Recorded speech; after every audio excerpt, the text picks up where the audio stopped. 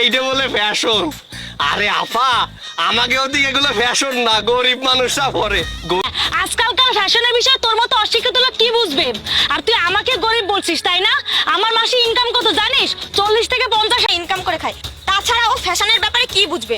এই গরিবের বাচ্চা, আমরা ফ্যাশন দেখেই ইনকাম করি। 50-60 হাজার টাকা? এই যে ম্যাডাম, এই যে ছিঁড়া জামা কাপড় পরবেন আর কলি দোষ, তাই না? আচ্ছা মানলাম, আমি এই যে গেঞ্জি পরে আছি, লুঙ্গি পরে আছি, গামছা মাথায় দিয়ে আছি। বুঝি না আমাদের শহরে এর মতো অশিক্ষিত গেও ভূত কোত্থেকে আসে? দূর, ছেঁড়া বেড়া জামা কাপড় পরে কোনটা চলে আসে? এই সরেন সরেন তো। কে বলে সেরা ফাটা? পাগল নাকি?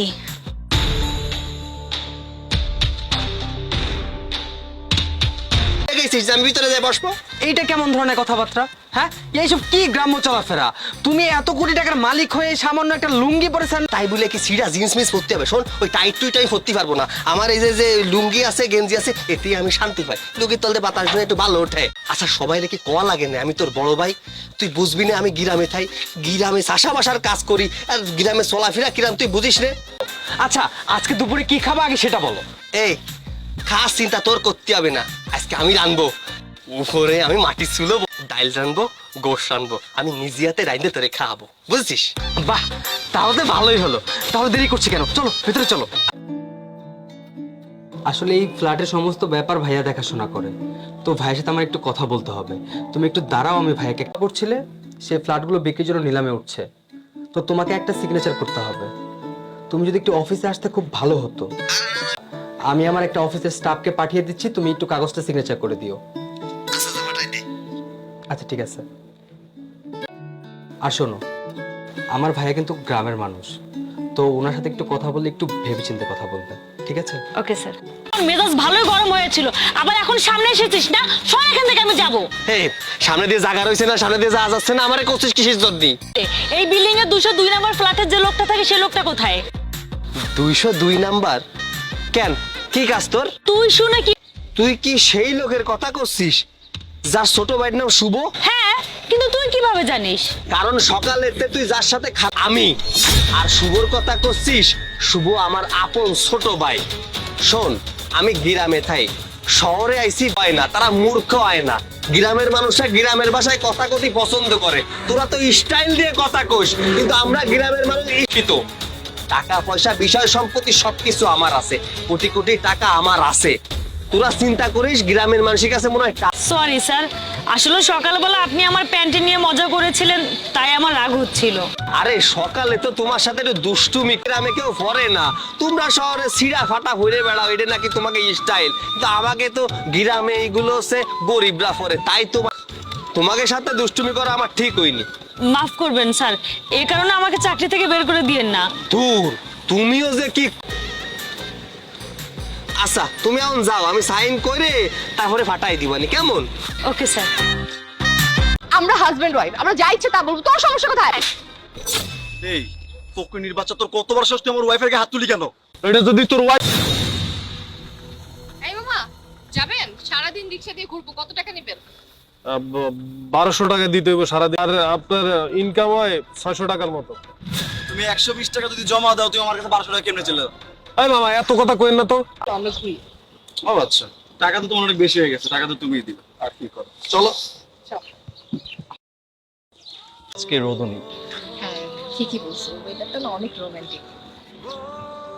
ভালোই লাগছে তোমার সাথে বের হয়ে। আমার হয়ে গেছে, আমাকে 20-30 হাজার টাকা দিও তো, কয়েকদিনের জন্য জাস্ট। 20-30 হাজার এটা তো কোনো ব্যাপার না, আমি এটা তোমাকে দিয়ে দিব। আমি জানি তোমার কাছে এটা কোনো ব্যাপার না, R15 ছাড়া কিনবো না। আর ওটা যে লেটেস্ট মডেল আছে সেটার দাম তো 6 লক্ষ টাকার মতো, আর বাকি 4 লক্ষ টাকা তুমি আমাকে দিবে না? দিব। আমাকে জিজ্ঞাসা করে যে আমি এতগুলো টাকা কোথায় ওয়েস্ট করতেছি, আমি তোকে বলতে পারতেছি না যে আমি কোথায় খরচ করতেছি। কারণ একটা তো শপিং করলে এত টাকা খরচ হওয়ার কথা না, তাই না? একটু হিমশিম খেয়ে যাব, যার কারণে একটু তোমাকে লেট করে টাকাটা দিচ্ছি। তুমি কোনো টেনশন করো না, আমি তোমাকে টাকাটা দিয়ে দিব। আচ্ছা ঠিক আছে, সেটা অলরেডি 2-3 মাস তো চলে গেল। ফ্ল্যাট, হ্যাঁ ফ্ল্যাট তো কিনে দিবই। আমি আমার হাজবেন্ডকে বলছি যে আমার নতুন একটা ফ্ল্যাট লাগবে, ও আমাকে চিন্তা করো না, তোমার ফ্ল্যাট হয়ে যাবে। আচ্ছা ঠিক আছে। আসলে এরকম বাইরে লুকিয়ে লুকিয়ে দেখা করতে ভালো লাগে, নিজস্ব একটা ফ্ল্যাট থাকলে আমরা তো ডেইলি ডেট করি। কোন হোটেল? ওই যে মেহেদিমন? হ্যাঁ, মেহেদিমন প্যালেস। ওকে। মামা বাম পাশে যে হোটেলটা আছে, হোটেলের সামনে রেখো।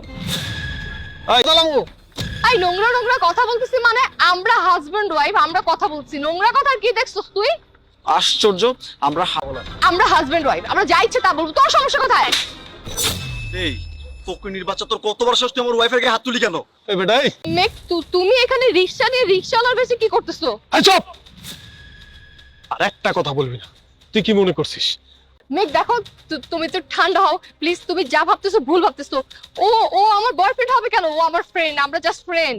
ও তোর ফ্রেন্ড? আমরা প্রবাসীরা আমাগুলাকে তোরা নাটক করস? আমরা রাত দিন 24 ঘন্টা কষ্ট করে খাইটা আতের চামড়া এটা ছাইরা দেবো। শোন, আমারও বাংলাদেশে লোক আছে, আমি খোঁজ খবর নিছি তুই কোথায় যাস কি করস, আমার সন্দেহ হইছে দেখা। আর তুই এরকম পরকিয়া করস, আমি তোরে ছাড়িয়ে দেবো। কোনোদিন তোরে আমি ছাড়িয়ে দেবো না। আগে ও, এই মেয়েটা তোমার বোন লাগে তাই তো? কি বলতেছো তুমি এইসব? হ্যাঁ, আমি তোমার বোন লাগি আর তুমি ম্যারিড? এই মেয়েটা তোমার ওয়াইফ, তুমি আমার কাছ থেকে সব লুকাইছো মুন্না, তুমি আমার করে দিছো। হ্যাঁ, মিথ্যা বলছি। মিথ্যা বলছি তো কি হয়েছে? তুমিও তো অন্য কারো ওয়াইফ, তাই না? তো সমস্যা কোথায়? আমার তো ওয়াইফ থাকতেই পারে। তুমি যে তোমার হাজবেন্ড আমার সাথে প্রেম করতে, একটা কথা কইতেছি, আমি তো জানি তোর কাছে আমার দেওয়া কিছু টাকা পয়সা ছাড়া আর কিচ্ছু নাই। আর তুই কি মনে করছিস এই যে ফ্ল্যাট বুকিং, বিদেশ থেকে আইসে এই রিক্সাটা কিনছিলাম শুধু তোর এই হাতে নাতে ধরার জন্য। এই রিক্সা চালায় তুই এই পোলারে লইয়া খাইস। আর শোন, আজকে থেকে নতুন নিয়ম, তুই এই পোলারে বিয়ে কর, আর এই যে ওর বউ, ওরে তালাক দিব, আমি তোরে তালাক দিব। আমি আজকে থেকে এই মাইয়ের লইয়া।